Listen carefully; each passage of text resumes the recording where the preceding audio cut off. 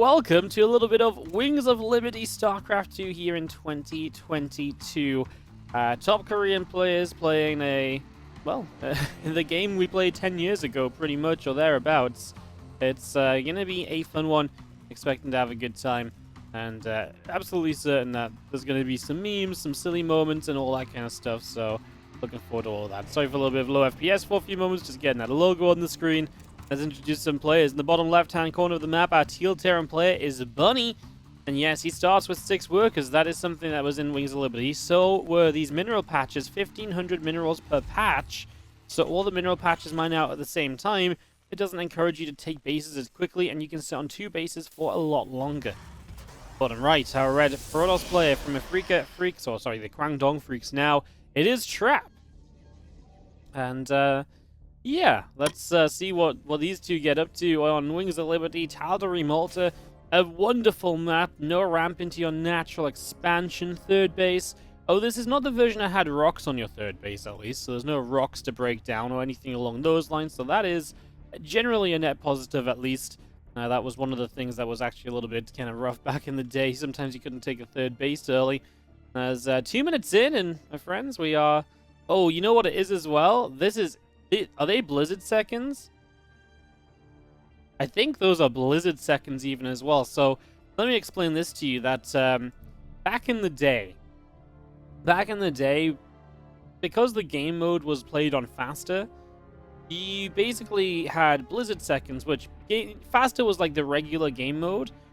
It was the game mode everyone played, but the normal seconds were sped up to faster speed as well. So the seconds passed by more quickly. So it was really dumb, but you basically would have like a 10-minute game in-game, which was actually only like 7 or 8 minutes in real time. And obviously that was just very confusing. Like the accelerated time was just kind of a little bit silly. And you can still see it nowadays when the clock ticks over to 43 minutes in a long game. You actually get the hour marker showing up because it's still programmed to expect it to be 1 hour long in Blizzard seconds. But obviously nowadays we use real seconds. So there's a little bit of StarCraft 2 history for y'all. Do Widow Mines exist? Nope. Disruptors don't exist. What else doesn't exist? Adepts don't exist as well. So, Stalkers, I believe, are actually terrible too, by the way. Reapers are completely different. Yeah, it was... It's going to be kind of a wild one as this probe is going to wander up this ramp and finally get the scout, of course, last scout, but... The thing is, 4-player maps weren't as bad back in the day because scouting last nowadays would be really bad as you actually engineer in Bay Block. That's not something you used to see. Nowadays, scouting last is really bad because, oh my god, that Stalker actually blasts the freaking SCV. Because obviously, you know, things happen much more quickly, but now, you know, in Wings of Liberty, scouting last was not as bad because there was more time, you know, before things start getting going, as we are going to see Bunny move into a 3 racks opening. Did we still have to research Siege at the end of Wings of Liberty? Do we still have to research Siege mode? That's something I'm not sure about. That is something I'm not quite certain about. Is it live? Yes, all these games today are live.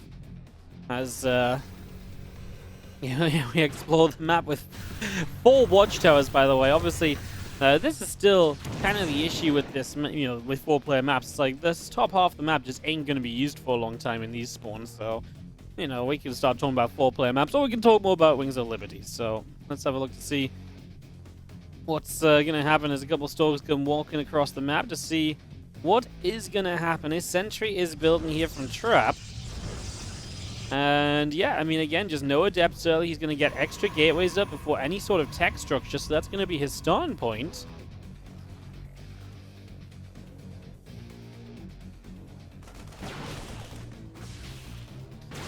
Stalkers do get 1 Marine at the very start. I'm just going to be picking that off Stimpack on the way up, and just going to be seeing Marines continue to gather at the front here. And as we just have our extra gates all coming through, and like I say, 3 gates was a pretty typical way of going. I mean, expanding this quickly was actually something you could do back in the day. You used to get, you know, at first it used to be like you had to go 3 gates then expand. Nowadays, you know, I think at the end of Wings of Liberty, you could expand and then take the 3 gateways, so... Yeah. How can you play Wings of Liberty? I'm pretty sure you just go in the settings and you change your StarCraft 2 mode to Wings of Liberty, and you can actually, play Wings of Liberty on custom games. I believe it is actually a built-in set, and it doesn't require a mod or anything. So, I'm not sure how it's done, but yeah. But yeah, there you go. So, lots of Marines, obviously, still on the way. We're 8 Blizzard minutes into the game, and these Marines try to get a Stalker, but the Stalker is going to get pushed back. And hey, what's up, Parabytes? Thank you so much for the 38-month resub. Hi, Wardy. Thanks for all the ST work you do. Thank you so much for the 38-month resub. I wonder how long the games are going to be. You know, because way back when, you know, it used to be a situation where... It used to be a situation when I actually think games were typically longer, and it's because we had this stage of the game where we've actually just had 5 minutes of basically nothing happening so far, like nothing at all. So yeah, it's been a bit slow going. I mean, Trap is straight up just it's 6 gate all in, right? 1, 2, 3, 4, 5. Oh god, he's 8 gate all in. Okay, really throwing it back as. He's just going to try and bust the front, drop a couple force fields down here, and try and break through this. Let's see if that's going to work out. A few extra Stalkers will be warping in, as well as a chunk of Zealots. So, extra Stalkers, extra Zealots coming through, and let's see. As we're just going to be running forward. I mean, this bunker's dead straight away. Force fields try and block out. Oh, Medivacs don't have boost, guys. There's something.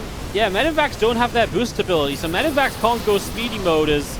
Obviously, Bunny does have the 3 racks of bio units trying to fight this off. The force field's doing pretty well. A lot of SCVs lost in this attack, and Trap again, he can just warp in quickly off this pile, and you do not need a gateway for that nowadays. In Wings of Liberty, and Marauders are just getting murdered. Jeez. Honestly, I can't remember what exactly we did to change the Stalker, but Stalkers did get changed at some point. I feel like they're murdering units at the moment, no? Am I crazy? Maybe it's just the number of units that are here. Is the extra Zealots trying to warp in. And in the end, Bunny might hold, but on a very low work account. But he could just counterattack potentially. And that counterattack might just be what ends the game, perhaps. The bases still just need 16 workers. Yes. Bases only need 16 workers because there's still just 8 mineral patches per worker. But the minerals are different. So some patches back in the day used to have more minerals and some had less. Trap is asking Bunny if he practiced, and Bunny just laughs. Well, Trap pulls away. The 8 gate didn't quite work. Honestly, I'm kind of surprised. Yeah, other Marauder's different too. Honestly, so many units have changed, right? I mean, we're talking 10 years of patches and changes and tweaks. It's so difficult to remember, especially just the little things that went on back in the day, you know? It's kind of wild. So you are going to be seeing the Bioforce come through. That's going to be a Zealot going down. And this Bioforce now running up this ramp. Stimpack is going to be involved, and in we go. Just going to be seeing, I mean, Zealots don't have charge or anything. They're going to be extremely slow. Obviously, Stalkers don't have blink either. This is just gateway units versus a Bioforce. I mean, it's going to be a lot of gateway units. And Trap has a lot of money, but can he get enough up? Bunny is just sat here killing a gateway, letting the Zealots walk into him. Trap needs a really good force field to be able to get unit kills here, and, well, he's going to get a Marauder and a Marine. Now the force fields work against him as the medevac count is very, very good. And Bunny coming on forward is just continuing to pick away at these units. Zealots continue to drop. Stalkers should not be able to survive. And I think Bunny will win this game number 1. Again, this is not quite best of 5. It's 5 maps all played. Every map is worth prize money today. So yeah, every map is just worth a little bit of money no matter what. As we are going to be seeing the Bioforce just chewing through these gateways. And again, there's just nothing that can really come into play right now from Trap.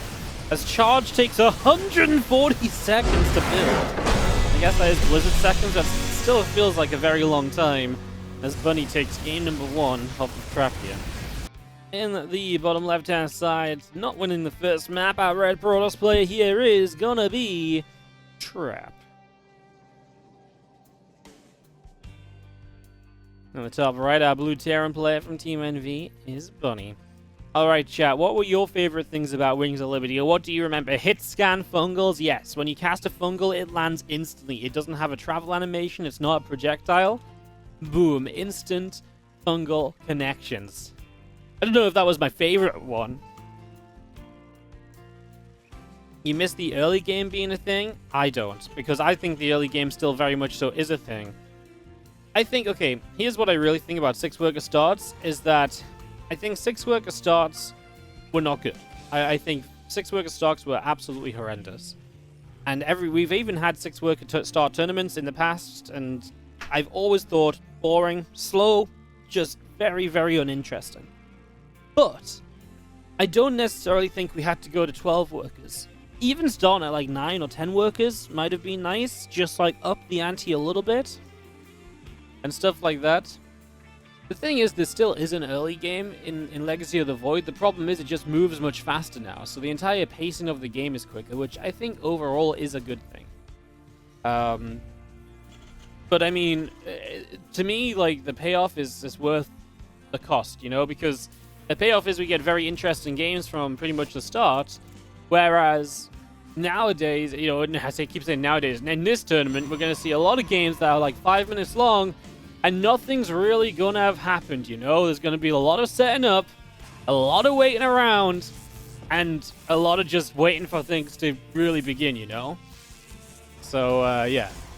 Gas is coming online, and we do get this going. And again, one more time, just for a lot of people that join late, these seconds are in Blizzard seconds, so while it says 3 minutes, we're actually only like 2.5 minutes into the game or so.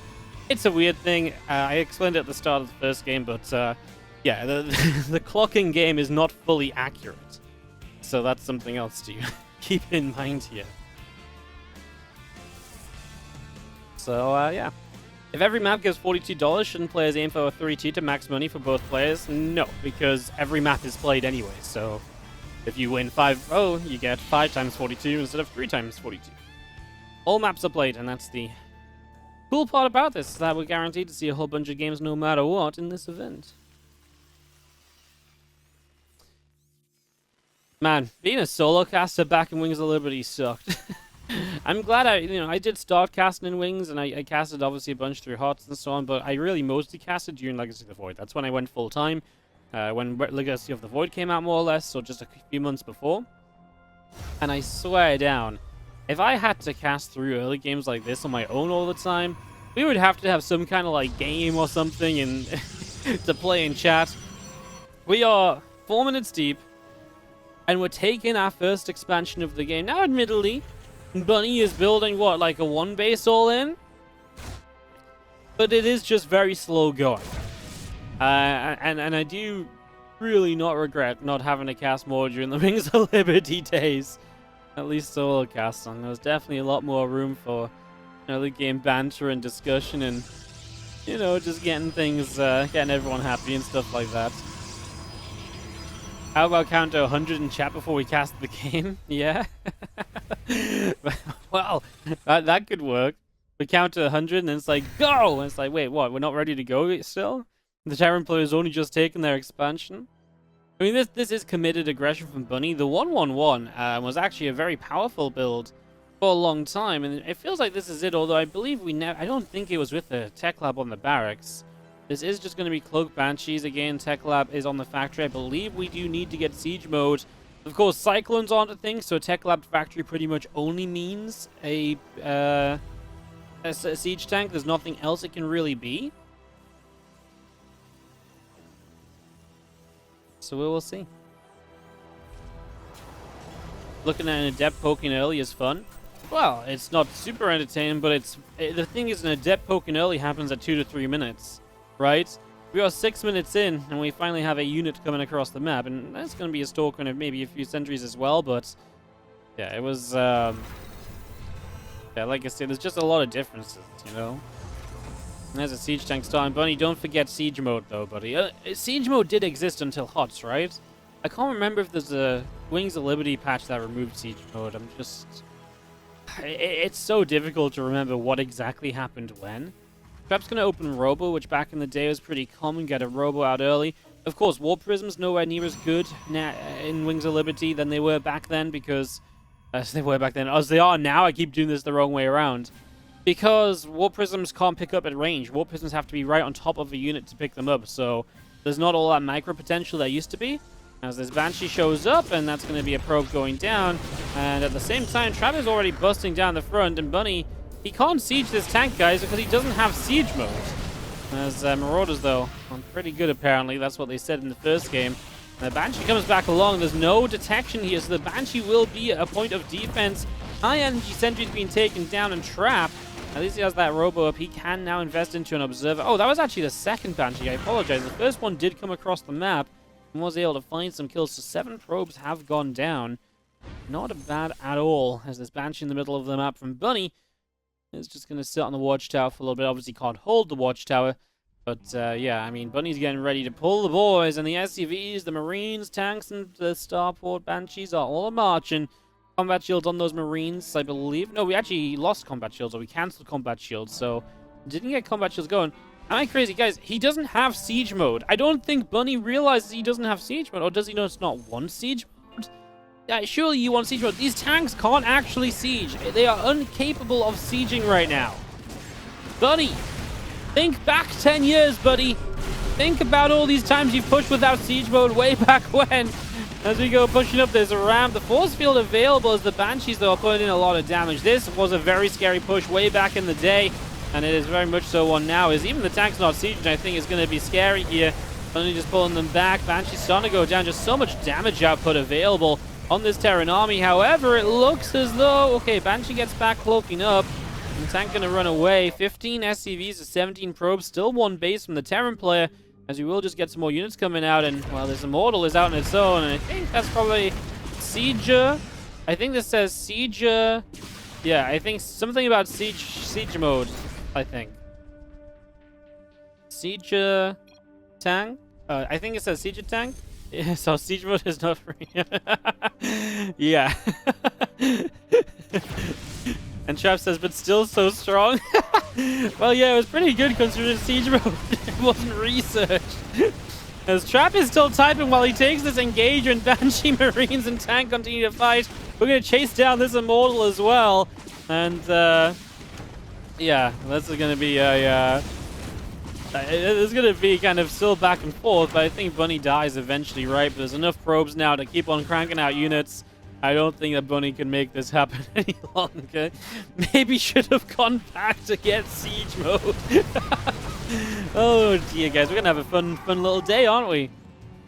It's funny as well, because I can tell you countless times I didn't research siege mode. It was mostly against Zerg players, because against Zerg, the typical build order was like a 3-tank push. You would push with 3 tanks while you were getting stim, and then you'd basically not actually commit with the tanks. You just wanted to push with 3 tanks so that they would get units, and then you'd fall back home.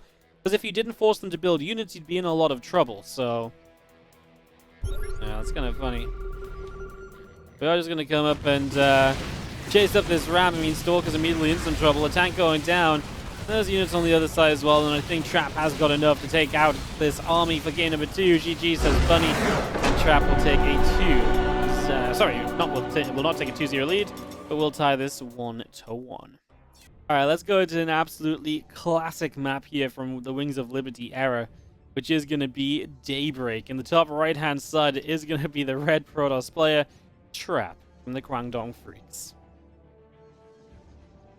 Taking on the bottom left, Blue Terran from Team NV, this is Bunny. Oh, Daybreak, what a map this was. One of these maps where people are like, man, I wish we had Daybreak back. And then when you play it, you realize, this map is basically a nostalgia hit and nothing more.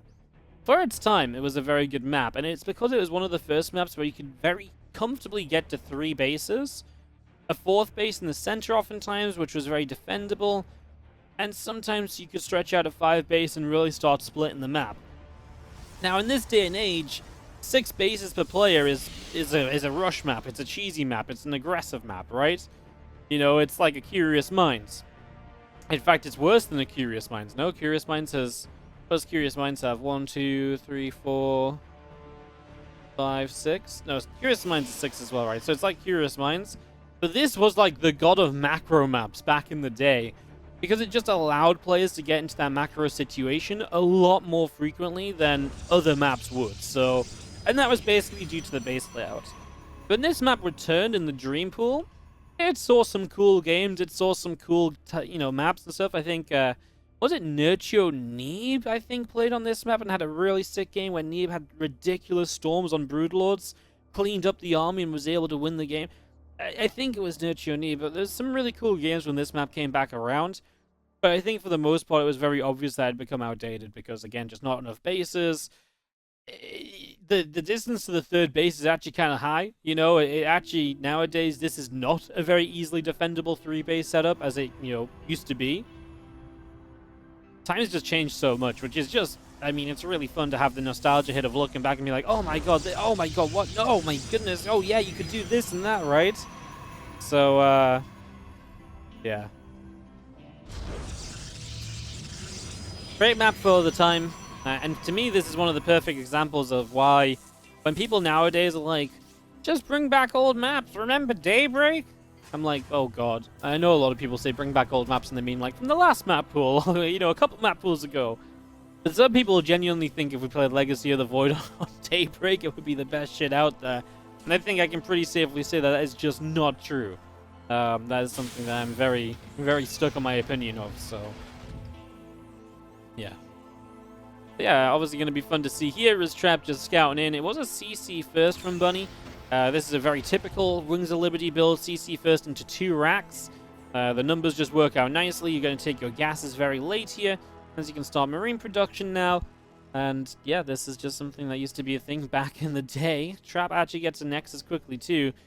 I think it's funny because the players are playing a little bit with Legacy of the Void in their minds. The idea of fast expanding is still there.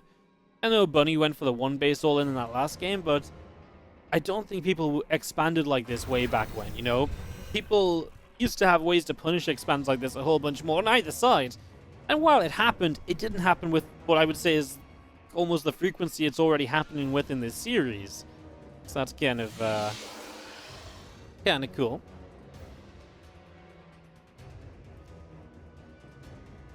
This watchtower, obviously a big reason why this forward base was so easy to hold on to. You can see the attack through the middle, top, bottom.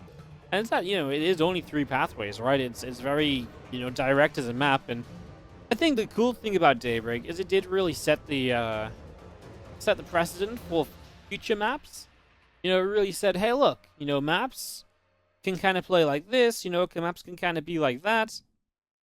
And eventually, people realize, like, oh, if we take Daybreak and we expand on it, we take its core ideas and we build on that, we can make some really cool maps that are much better fit into the modern day gameplay.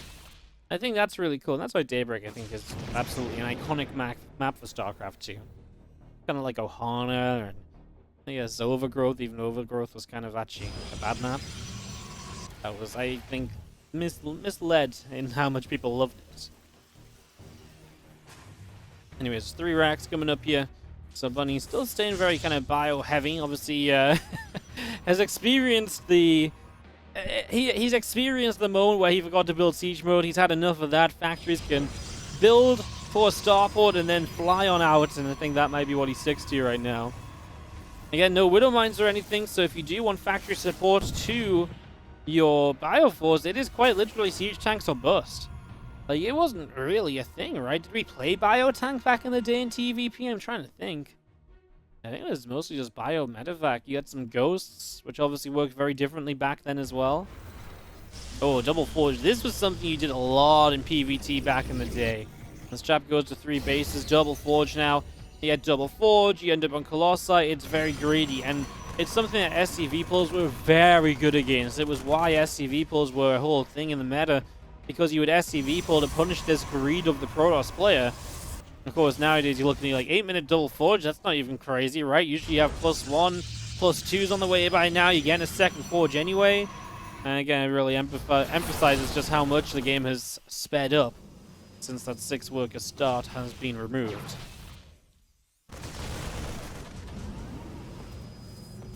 Why are we A-moving sentries over the map? Because he wants to just... because sentries are one of your key... only ways to make your gateway units good. So you're basically just looking to do this all the time. And because there's not a lot of ways to punish the sentries being on the map, because Stim comes up much later than it does nowadays. So you just have the ability to get these sentries on the map much more easily. There's just the freedom to build sentries too, because you're ending up teching much later. So you can spend the gas on sentries that you just can't spend in modern day era StarCraft, right? So it's really just... It really is just a situation of, A, you can build these sentries, they're going to be a core part of your army, and that's just not true nowadays. I mean, what PvT army uses sentries? To a high number, right? Maybe a couple, Guardian Shield, maybe a Force Field here or there early, super early against certain things. But there's no Widow Mines to worry about, you know, so the sentries can kind of run up and actually fight a little bit without being super exposed. Yeah, I mean, they honestly are just going to be kind of useful here. So yeah, we just play with more sentries and Wings of Liberty.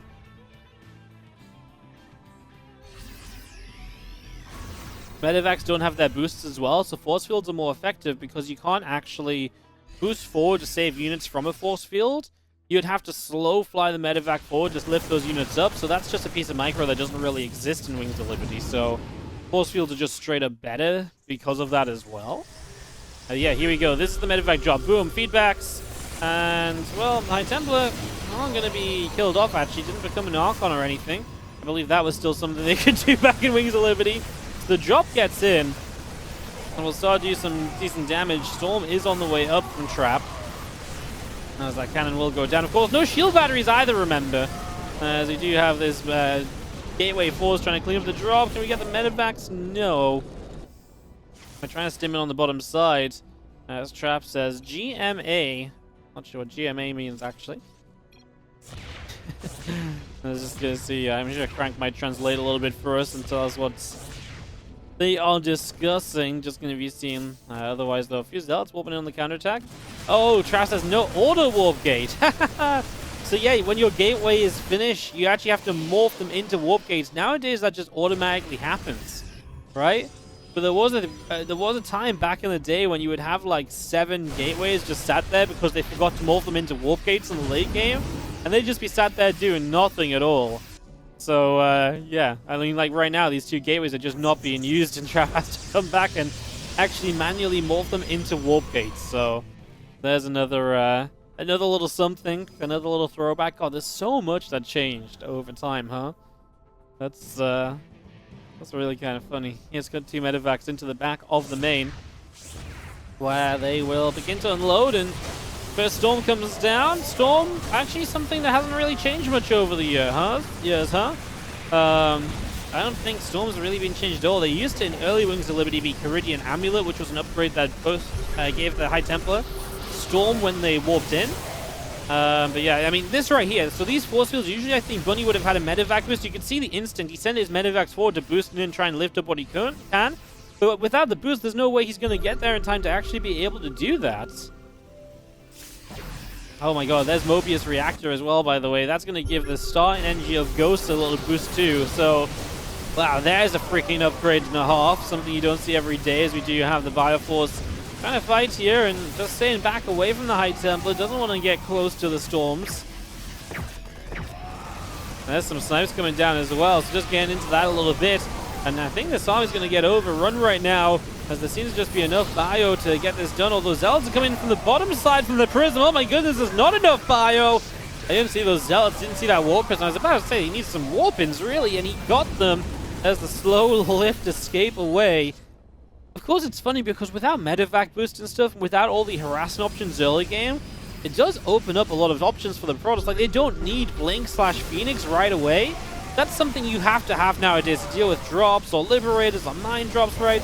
You don't need that in Wings of Liberty because the Terrans don't have those harassing options, so you don't have to go into Blink as quickly, or like I said, the Phoenix openings. This is obviously Bunny running out of stuff and looks as though he is very, very dead here in game number 3, as Trap is going to take this to a 2-1 lead as he moves up this ramp, and pretty much away we will go with this army clearing out house and winning out on game number 3 for sure.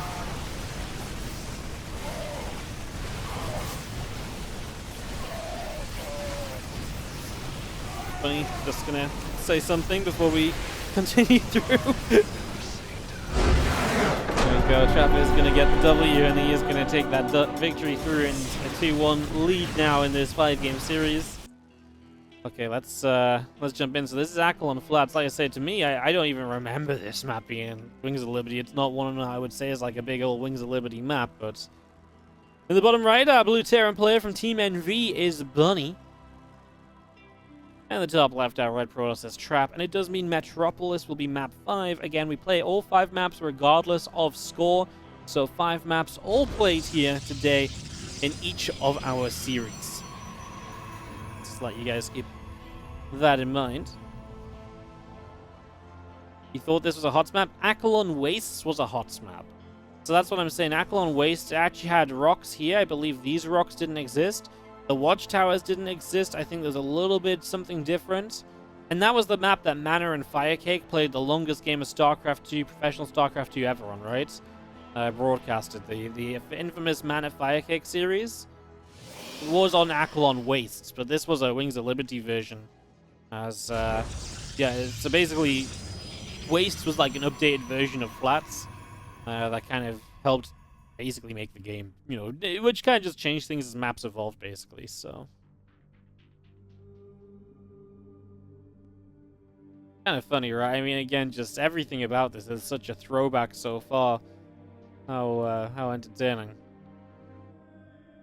You remember as clear as yesterday raging over trying to hold Blink Stalker all-ins on that map? Oh yeah, because it was a lot of space. Was it that map? Oh, there's a bunch of maps that Blink Stalkers were good on. Kind of funny. Remember J-Dong using Burrow to beat Deer on this map? Yes! Yeah, in BlizzCon. That was sick. And Deer was like the favorite for BlizzCon back then. He was like the best Protoss player. He was so good.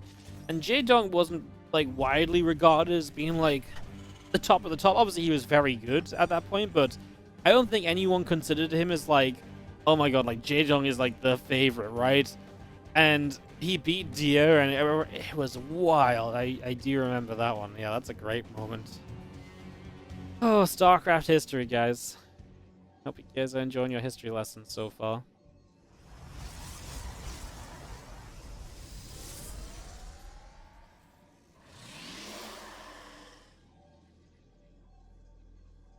J-Dong was just an insane tournament player. That's actually very true. He was very good at planning out series. He was not afraid to do what he had to. In Game 5, I remember him like 6-pooling Scarlet and stuff, and like WCSNA and like game, you know, and then last maps and stuff.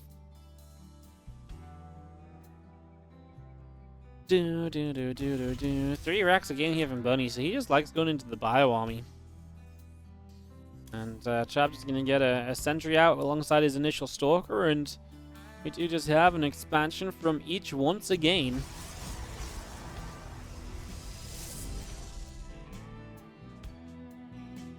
Won't lie, I am enjoying the TVP right now before we get into Zerg.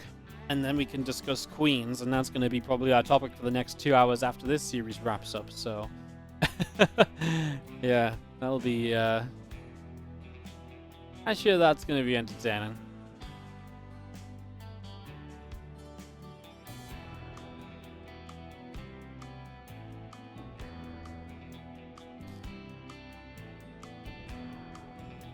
Everyone loved J-Dong. I mean, who didn't love J-Dong? Why wouldn't you love J-Dong? I mean, to be fair, he was extremely fun to watch. You know, he was extremely fun to watch. He was extremely fun to, you know, follow. He was easy to cheer for, too. I mean, why would you not love J-Dong? Because I hate StarCraft and I hate Fun Wardy, that's why. Oh, well, sorry, guys. That's what someone's thinking right now. They're like, I'll think of any reason. Any reason. How did Terran ever beat Ling Bane without mines? Well, Zergs didn't used to be as good at creep spread. And, I guess tanks, basically. As Trap just loves these early pushes, man. Few sentries, a Stalker, and a Zealot. And again, these are pushes you can't do nowadays because you have no real way to deal with Widow Mines or anything back at home. You have to tech early. Would I trade the Widow Mine drops and everything to see stuff like this again? No, I don't think so. It's fun to see it being different, but I do think that the modern day early game is better. And much more, you know, different and viable. I mean, Bunny's going to get these bunkers up. God knows how long bunkers take to build in this patch as well, right? That's also a good That's also a good question as we see our bunkers finishing up and just going to be seeing our Marines inside of them. And here we go. Zealot Stalker Sentry going to run up this ramp, and in we go. We initially do target fire down some of the Stalkers as Zealots trying to burst through. SCVs cannot get to the bunkers to repair. 2 bunkers going down already. And the final bunker hold, well, Trap is going to be up this ramp anyway. Of course, these attacks can happen nowadays, I keep saying nowadays, in this stage of the game as well, because you don't need a proxied gateway to warp in. You don't need a robo for the warp prism, right? So this is another reason why attacks like this were viable, were something you could go into. And Bunny, honestly, might be just dead here. There's a lot of SCVs that should continue going down. As Bunny's just asking, is this off 3 gateways? And Trap is just busy continuing to fly. Drops 1 more force field. These 2 Marines still getting shot at. Oh, no, he said, I had 3 bunkers. I guess that makes sense. That was a B at the front. He had 3 bunkers. He didn't get any, Trap says he feels like he's behind. I'm not sure if I, can get behind that one. Units just run up into the main base. That's a full force field on the ramp, and SCVs will just continue to die. And yeah, I don't feel like you should feel like you're behind anymore, Trap. As your reinforcements are basically winning the game on the low ground on their own accord. Yeah, I mean, this bunker is not going to last very long. GG, says Bunny. And that will be that. Trap goes to a 3-1 score, and we still play map number 5. Metropolis time. Again, every map played, so even though it says best of 5, it's just 5 maps, and every map is worth $42 or so. And as we have in the bottom side, Bunny, our blue Terran player. And the 12 o'clock position, our red Protoss, Trap.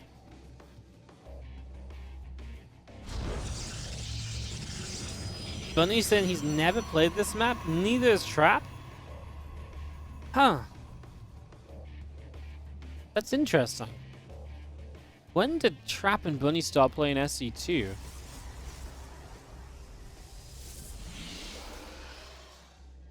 Trap started playing in 2013. Oh.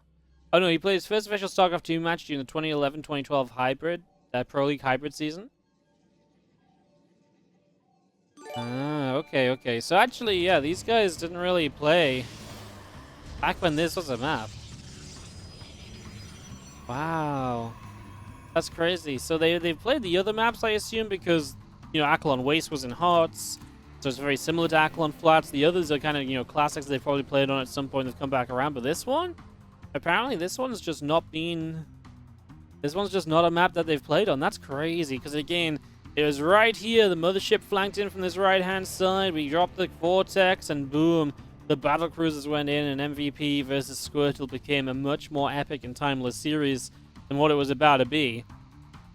That was right here on Metropolis. So yeah, it is way back when. Again, you've got rocks to knock down into this third base location, so you can't get to the third easily. This was also a map that was big when Stefano was roach maxing, and Stefano obviously he really, you know, invented the roach max.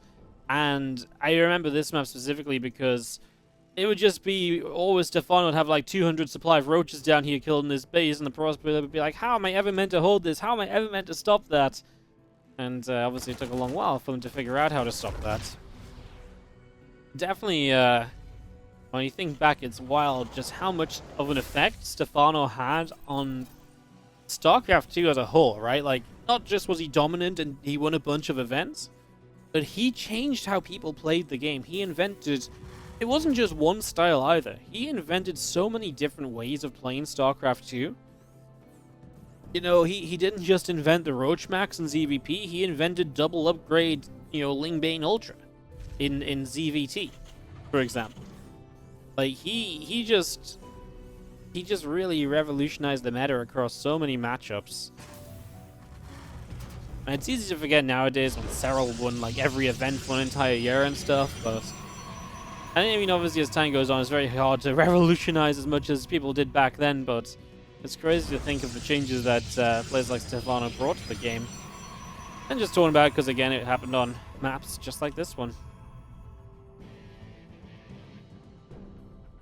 This is a proxied factory, by the way, here from Bunny, so he's going to try and get a little bit cheeky here in game number 5.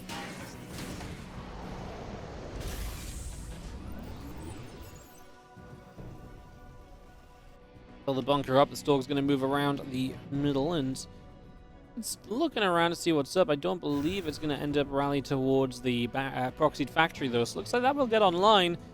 We're going to proxy a factory. What can we build off of this? Probably just a, I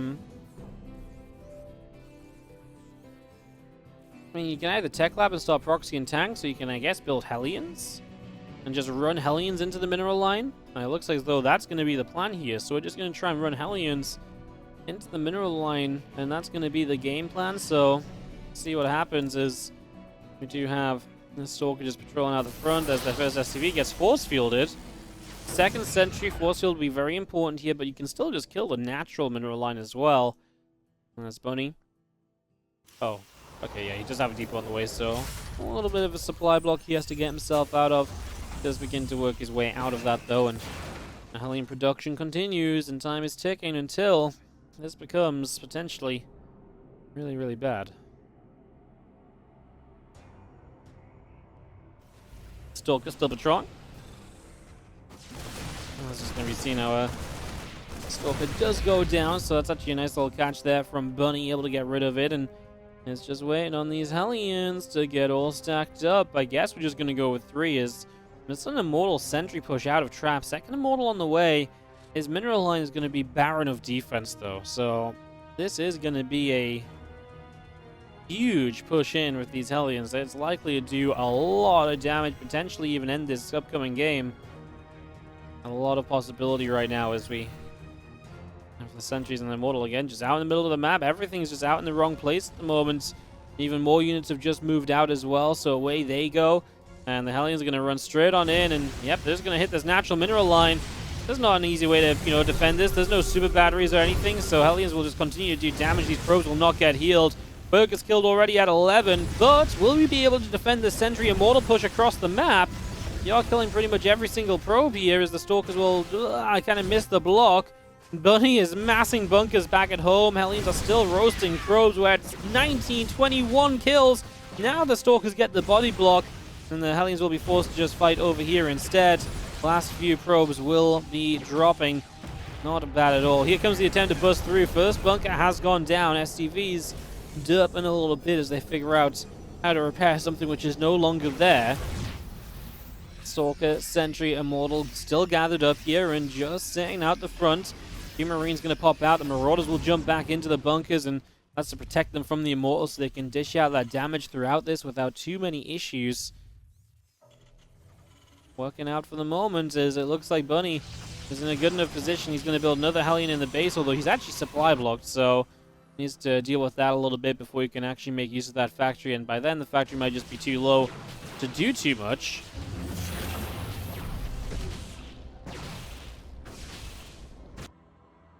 Was the Immortal Shield still 10 damage max? Yeah. So, reduces, so basically it reduces, I'll just read it out, reduces incoming damage to a maximum of 10 while the Immortal still has shield. So, the Immortal basically with shields can only take 10 damage per hit. So it means that anything like a siege tank or so wouldn't hit it for very much, but it doesn't really affect Marines and so on. Obviously nowadays the Immortal Shield, it gets hit, it activates on hit, or you can activate it manually if you really want, but usually it just activates on hit. And when it activates on hit, it just absorbs damage for X amount of time or until a certain amount of damage is being done. So it just works very differently to how it used to.